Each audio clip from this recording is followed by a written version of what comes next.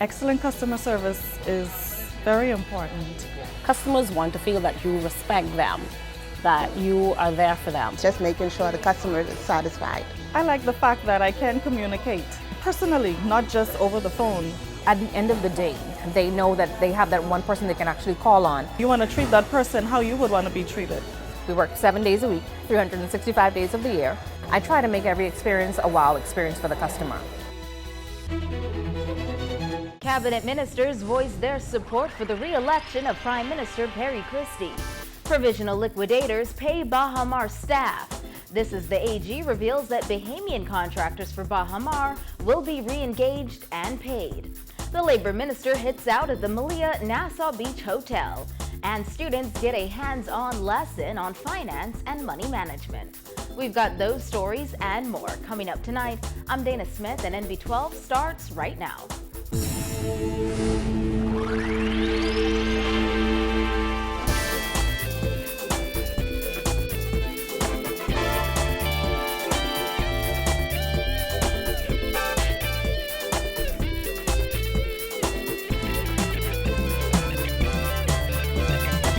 Helping news tonight. At least 2 cabinet ministers have publicly expressed support for Prime Minister Perry Christie ahead of the PLP's national convention, asserting he is absolutely the best person to lead the country into the next general election. Vonnie Toot reports.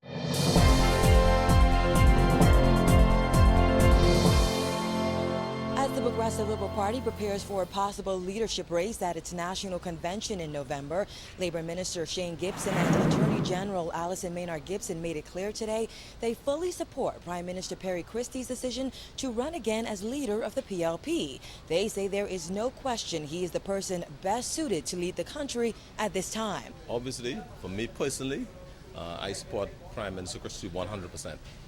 As far as I'm concerned, he is the best person right now to lead the country. When I evaluate all persons who are vying for leadership, whether they're in government and opposition and want to be opposition, want to be parliamentarians, I think that he's the best person to lead the country at this time.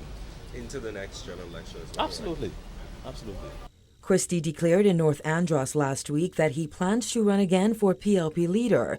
The Prime Minister said he hopes Deputy Prime Minister Philip Brave Davis and other cabinet ministers with leadership aspirations recognize that challenging him is not the most appropriate course of action to take at this stage in our country. Well, Maynard Gibson says there is no doubt about where her loyalty lies. I support our leader. We have a strong, visionary leader. He is extremely courageous as well, done a lot of heavy lifting. I mean, somebody might just do one thing in a term that has been heavy lifting. We've had VAT successfully implemented, consulting the stakeholders. We will have national health insurance. We're having BEC dealt with, which is very, very important. The Hawksbill Creek Agreement, I can name one thing after the other. I believe that he is an exceptional leader and he's the man for the time. Gibson agrees, asserting Christie has a proven track record. I've worked with him for the past 15 years. I've worked with him in the previous administration. I worked along with him when we were in opposition. I had an opportunity to work along with him again now that we're in government. And so there's no question in my mind that he is the person who is best suited to lead the country at this particular time. Davis and Tourism Minister Obi Wilshcombe have voiced their leadership aspirations. However, the 72-year-old Prime Minister told party supporters on Sunday that leaders of the PLP have told him he must stay on. PLP Chairman Bradley Roberts said he advised Davis not to challenge Christie, while former PLP MP Philip Galanis said he urged the Deputy Prime Minister to give Christie a run for his money. Given the many issues facing the country at this time, Prime Minister Christie said on Sunday a leadership race at the convention would be an unnecessary distraction. Gibson said he agrees. There's no question in my mind, right, that a leadership race will be a distraction. The PLP convention starts November 1st. The last PLP convention was in 2009. Reporting for NB12, I'm Vonnie Toot.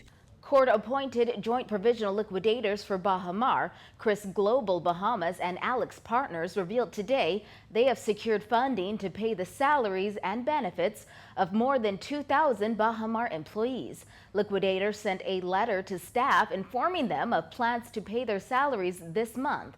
Liquidators said in a statement today, this will mean that for the next payroll due to be paid this week, employees who are paid on a monthly payroll cycle will receive payment for the period September 4th to September 30th, 2015, a period of 27 days. And employees paid on a bi-weekly payroll cycle will receive payment due in respect of the 2-week period September 7th to September 20th.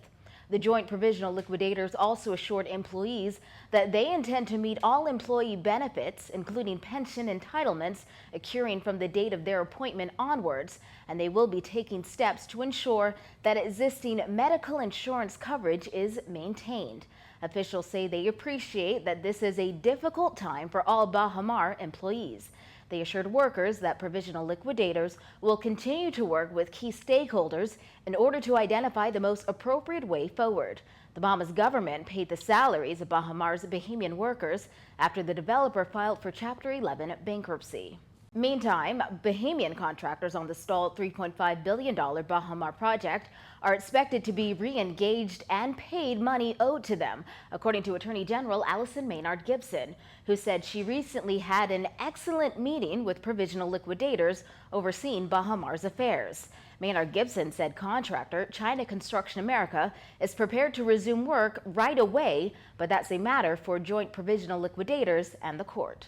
Anxious to get on the site, to recommence and to finish, to remobilize. And what's exciting about that is the likelihood that the Bahamian contractors will be re-engaged, and very importantly to all of those who are suffering right now and experiencing a lot of pressure is the high likelihood that the Provisional Liquidators will find a way for them to be paid as much as is possible of the money that is now owed to them.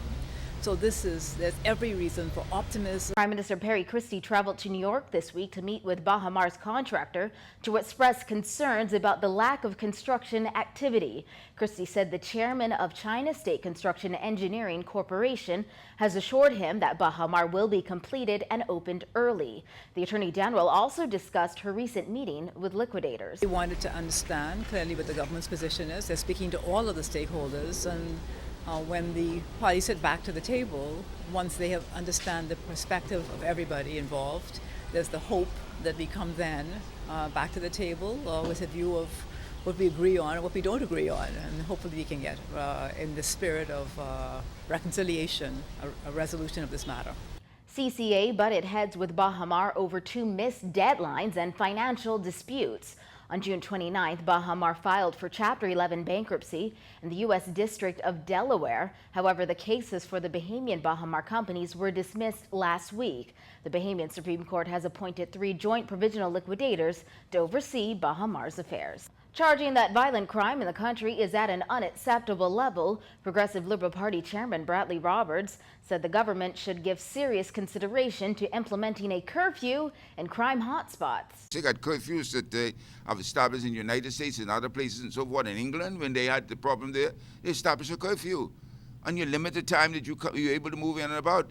And then you are able to work to work within those communities. The PLP consistently criticized the Ingham administration on crime and erected murder billboards in New Providence ahead of the 2012 general election.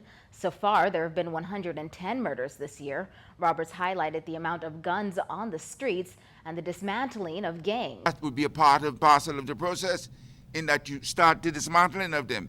When you isolate them, I mean, they can't move around, they can't engage in criminal activities to get ill-gain profits and all that sort of thing and so on, then you start to bring them to heal and bring them under control.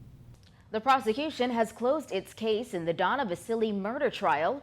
Before that, jurors got to see a video of Vasily's interview at the Central Detective Unit in which she claimed her husband physically and verbally abused her and was addicted to alcohol. Kyle Joaquin reports. The final witness for the prosecution in the Donna Vasily murder trial took the stand today. Detective Inspector Michael Johnson told the court that during the interview with Vasily the day after her husband was found dead, she said they had entertained guests at their home the night before. According to Johnson, Vasily said she noticed that her husband kept drinking while the guests were there, and when they left, She had to speak to him as if she were speaking to a disobedient child. In her interview, she spoke of how her husband was verbally and physically abusive to her prior to this. She recalled one occasion while in the U.S. a month before, where police were called. Johnson said in another interview 3 days later, Vasily indicated that after the guests left, she left Philip at the house alone, even before the sun went down. He said after that interview, he went back to the home and checked all the locks again. Shortly after, Donna Vasily was taken to court and charged with her husband's murder. But prosecutor Neil Brathwaite asked the witness to produce the disc on which the video interview was recorded. In the video interview, Vasily could be heard explaining to the detective what happened while guests were there. Vasily was heard saying, "It wasn't an argument, as in a fight. He had been drinking. He had an addiction. I told him, pull your pants up because they're falling down. You look disgusting." So I was speaking to him more like a child, not confrontational. And in explaining what happened after the guests left, Vasily reportedly told authorities that her husband went upstairs and fell from the landing on top of the staircase. Vasily said during the interview, "My housekeeper screamed and I screamed. He lacerated his back. Then he got up eventually and had all the blood and scratch marks all down his back." She explained how she bathed his back with Dettol. She said he started to feel faint and went to lie down on his daughter's bed. After the guests left, she said she was upset with him, but it wasn't an argument. During the interview, she denied stabbing her husband in the neck and then going to her daughter's home and telling her what happened. Vasily even swore on her children's life. Now the jury will return on Monday morning when Justice Isaacs will give his ruling on legal discussions held. Reporting from the Supreme Court for NB12, Kyle Joaquin.